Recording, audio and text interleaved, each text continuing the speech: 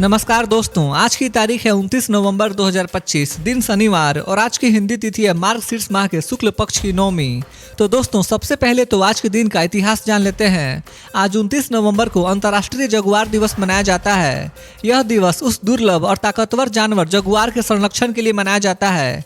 इसका मकसद है लोगों को यह समझाना कि जंगल और वन्य जीव हमारी धरती का महत्वपूर्ण हिस्सा है। अगर उनके घर यानी हैबिटेट सुरक्षित रहेंगे तभी ये प्रजातियां बची रहेंगी। दुनिया भर में कई देश इस दिन जागरूकता अभियान चलाते हैं और लोगों को प्रकृति को बचाने का संदेश देते हैं। तो दोस्तों, ये था आज के दिन का इतिहास। तो चलिए अब जानते हैं आज की देश भर की सबसे बड़ी खबरें। कल पीएम मोदी गोवा पहुंचे, जहां उन्होंने 77 फीट ऊंची भगवान राम की ब्रॉन्ज स्टैचू का अनावरण किया। यह दुनिया की सबसे बड़ी राम प्रतिमाओं में से एक मानी जा रही है। मोदी ने कहा कि यह सिर्फ एक मूर्ति नहीं बल्कि हमारी संस्कृति और फेथ की ताकत है। इस कार्यक्रम में बड़ी संख्या में लोग जुटे और माहौल बहुत डिवोशनल रहा। मोदी ने कहा कि आने वाली पीढ़ियों के लिए यह स्थान एक इंस्पिरेशन बनेगा और देश को आध्यात्मिक रूप से मजबूत करेगा। कर्नाटक के उडुपी में पीएम मोदी ने लाख कंठ गीता पारायण कार्यक्रम में हिस्सा लिया। यहां हजारों लोगों ने एक साथ श्रीमद् भगवद गीता का पाठ किया। पीएम मोदी ने कहा कि गीता हर जनरेशन के लिए लाइफ गाइड है। लोगों ने मोदी का फूलों की बारी से स्वागत किया। पूरा माहौल स्पिरिचुअल और इनर्जेटिक रहा। यह कार्यक्रम कर्नाटक के प्रमुख धार्मिक आयोजनों में से एक था और मोदी की मौजूदगी से लोगों में खास उत्साह देखने को मिला। पीएम मोदी ने उडुपी में एक भव्य रोड शो किया। सड़कों पर हजारों लोग मोदी को देखने और अभिवादन करने पहुंचे। इस रोड शो में स्थानीय सांस्कृतिक ग्रुप ने यक्षगान और ट्रेडिशनल डांस भी प्रस्तुत किया। मोदी लगातार लोगों को अभिवादन करते रहे और भीड़ भी मोदी मोदी के नारे लगा रही थी।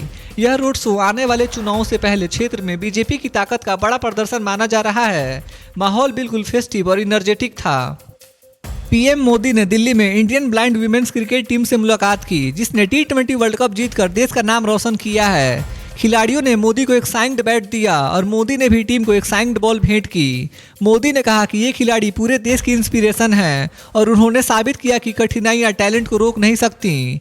टीम ने अपनी जर्नी और इमोशंस मोदी के साथ शेयर किए। प्रधानमंत्री मोदी ने कहा कि अब देश के न्यूक्लियर एनर्जी सेक्टर में प्राइवेट कंपनीज को भी एंट्री दी जाएगी। इससे ऊर्जा उत्पादन बढ़ेगा और नई टेक्नोलॉजी इंडिया में तेजी से विकसित हो पाएगी। मोदी ने कहा कि भारत को फ्यूचर एनर्जी हब बनाना है और निजी भागीदारी उस दिशा में बड़ा कदम है। सरकार का फोकस हाईटेक रिसर्च, नए रोजगार और अफोर्डेबल बिजली पर रहेगा। यह फैसला आने वाले वर्षों में एनर्जी सेक्टर में बड़ा बदलाव ला सकता है। प्रधानमंत्री मोदी 29 और 30 नवंबर को रायपुर में होने वाले ऑल इंडिया पुलिस कॉन्फ्रेंस में शामिल होंगे। यहां वे राष्ट्रपति पुलिस पदक भी प्रदान करेंगे। यह पदक उन अधिकारियों को दिया जाता है जिन्होंने देश की सेवा में एक्सेप्शनल काम किया है। मोदी इस कार्यक्रम में लॉ एंड ऑर्डर और मॉडर्न पॉलिसिंग पर भी बात करेंगे। स्पेस सेक्टर के बाद अब पीएम मोदी ने न्यूक्लियर सेक्टर में भी प्राइवेट एंट्री की तरफ संकेत दिया है। इसका मतलब यह है कि आने वाले समय में रिसर्च, इनोवेशन और एनर्जी प्रोडक्शन में तेज ग्रोथ देखने को मिलेगी। मोदी की नीति है कि भारत को एडवांस्ड टेक्नोलॉजी में दुनिया के बड़े देशों की बराबरी पर लाना है। ब्लाइंड वीमेन क्रिकेट टीम की जीत पर पीएम मोदी की सराहना आज पूरे देश में चर्चाओं में रही।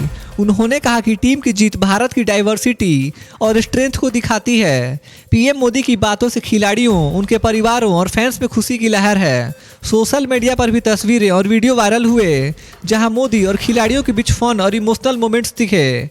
यह मुलाकात युवाओं को स्पोर्ट्स में आगे बढ़ने की मोटिवेशन दे रही है। प्रधानमंत्री मोदी गोवा के जीवोत्तम मठ के 550वें वर्षगांठ समारोह में शामिल हुए। यह मठ गोवा का एक प्रमुख आध्यात्मिक केंद्र है। मोदी ने कहा कि यह मठ इतिहास, ज्ञान और फेथ का अनमोल प्रतीक है। इस समारोह में बड़ी संख्या में लोग शामिल हुए और मोदी के साथ फोटो और वीडियो लेने की होड़ लगी रही। इस कार्यक्रम से गोवा की रिलीजियस टूरिज्म को भी बढ़ावा मिलने की उम्मीद है। उडुपी और गोवा में मोदी के कार्यक्रमों ने यह संदेश दिया कि वे आध्यात्मिक और सांस्कृतिक आयोजनों को बहुत महत्व देते हैं। लाख कंठ गीता पाठ, मंदिर दर्शन और धार्मिक समारोहों में उनकी मौजूदगी ने लोगों से भावनात्मक कनेक्ट को और मजबूत किया है। मोदी ने कहा कि भारत की संस्कृति ही हमारी सबसे बड़ी शक्ति है। बिहार राज्य सरकार ने पूर्व सीएम राबड़ी देवी को 20 साल से रहे 10 सर्कुलर रोड के सरकारी बंगले को खाली करने का नोटिस भेजा है। नई आवास के रूप में उन्हें 39 हार्डिंग रोड दिया गया है, लेकिन उनकी पार्टी राष्ट्रीय जनता दल ने स्पष्ट कर दिया है कि वह बंगला नहीं छोड़ेंगी और सरकार पर राजनीतिक बदले की नीयत का आरोप लगाया है। बिहार में नई सरकार के गठन के बाद मुख्यमंत्री नीतीश कुमार ने गृह मंत्रालय का खुद प्रभार नहीं रखा, जो कि पिछले करीब 20 सालों में पहली बार हुआ है। यह संकेत माना जा रहा है कि राज्य में सत्ता और जिम्मेदारी वितरण में बीजेपी के प्रभाव को और मजबूत किया गया है। हालांकि तेजस्वी यादव पहले सरकार की आलोचना करते थे कि यदि एनडीए सत्ता में आएगी तो नीतीश कुमार को सीएम नहीं बनाएंगे, लेकिन हाल के शपथ ग्रहण के बाद उन्होंने नीतीश कुमार को बधाई दी है और नए मंत्रिमंडल से उम्मीद जताई है कि सरकार जनता की उम्मीदों पर खरी उतरेगी। यूपी में पंचायत चुनाव को बीजेपी ने 2026 विधानसभा चुनाव का सेमीफाइनल बताया है। सीएम योगी आदित्यनाथ की टीम ने गांव-गांव जाकर वोटर कनेक्ट बढ़ाने की तैयारी तेज कर दी है। पार्टी का कहना है कि पंचायत चुनाव से ही लोगों के मूड का पता चलेगा और इसी के आधार पर 2026 की बड़ी स्ट्रेटेजी बनाई जाएगी। बीजेपी का फोकस बूथ लेवल तक मजबूत नेटवर्क खड़ा करने पर है। नोएडा के गौतम बुद्ध नगर में 550 बेड के सुपर स्पेशलिटी अस्पताल का उद्घाटन किया गया, जिसमें मुख्य अतिथि मुख्यमंत्री योगी आदित्यनाथ थे। उन्होंने कहा कि यह कदम साबित करता है कि उत्तर प्रदेश अब एक जिला एक माफिया वाले दौर से निकलकर एक जिला एक मेडिकल कॉलेज अस्पताल के विकास मॉडल की ओर बढ़ा है। उन्होंने स्वास्थ्य सेवाओं की पहुंच और किफायती इलाज पर जोर देते हुए कहा कि राज्य में चिकित्सा सुविधाएं तेजी से मजबूत हो रही हैं। टीएमसी ने इलेक्शन कमीशन पर कड़ा अटैक किया है। पार्टी का कहना है कि वोटर लिस्ट के स्पेशल रिवीजन यानी एसआईआर के दौरान 40 से ज़्यादा लोगों की मौत हुई है। टीएमसी का आरोप है कि ये मौतें सिर्फ हादसा नहीं बल्कि गलत प्रोसेस और प्रेशर की वजह से हुई हैं। पार्टी ने चीफ इलेक्शन कमिश्नर से जवाब मांगते हुए कहा कि बंगाल को जानबूझकर टारगेट किया जा रहा है। दूसरी तरफ बीजेपी कह रही है कि ये आरोप सिर्फ पॉलिटिकल ड्रामा है। वेस्ट बंगाल में आज एक और बड़ी पॉलिटिकल हलचल देखने को मिली। रिपोर्ट के मुताबिक एसआईआर प्रक्रिया में करीब 28 लाख वोटरों के नाम वोटर लिस्ट से हटा दिए गए हैं। इस पर सीएम ममता बनर्जी ने बड़ा बयान देते हुए कहा कि एनआरसी जैसा कॉन्स्पिरेसी है जो बंगाल के लोगों को परेशान करने के लिए किया जा रहा है। ममता ने साफ कहा कि अगर ये हटाए गए नाम वापस नहीं जोड़े गए तो टीएमसी बड़े प्रोटेस्ट की तैयारी करेगी। उन्होंने इलेक्शन कमीशन से तुरंत जवाब मांगा है। इस मुद्दे पर पूरे राज्य में पॉलिटिकल हीट बढ़ गई है। पुरानी हारों के बावजूद गौतम गंभीर को पुरुष टीम का हेड कोच बने रहने का मौका मिला है। 2-0 से सफाया होने के बावजूद बीसीसीआई ने फैसला किया कि गंभीर तीनों प्रारूपों टेस्ट, वनडे, टी20 में कोचिंग जारी रखेंगे।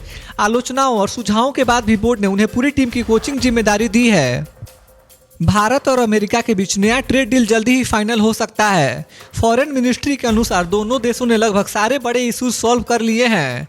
अब उम्मीद है कि साल 2025 खत्म होने से पहले यह ट्रेड डील ऑफिशियली साइन हो जाएगा। इस डील से दोनों देशों के टैरिफ कम होंगे और बिजनेस के लिए नए मौके खुलेंगे। रसिया के प्रेसिडेंट पुतिन 4 से 5 दिसंबर को इंडिया आने वाले हैं। यह दोनों देशों का 23वां एनुअल समिट होगा। इस दौरे में पुतिन और PM Modi defence, energy, economy और ग्लोबल इश्यूज पर बात करेंगे। यह विजिट इंडिया रसिया की स्पेशल स्ट्रेटेजिक पार्टनरशिप को और स्ट्रॉन्ग करने के लिए काफ़ी इंपॉर्टेंट माना जा रहा है। तो दोस्तों, आज के लिए बस इतना ही था। देश भर के छोटे बड़े अपडेट्स और हर दिन के मुख्य समाचार देखने के लिए हमारे यूट्यूब न्यूज़ चैनल इंडियन जनता न्यूज़ को सब्सक्राइब जरूर करें। मिलते हैं अगले वीडियो में, तब तक के लिए बाय बाय, टेक केयर, जय हिंद।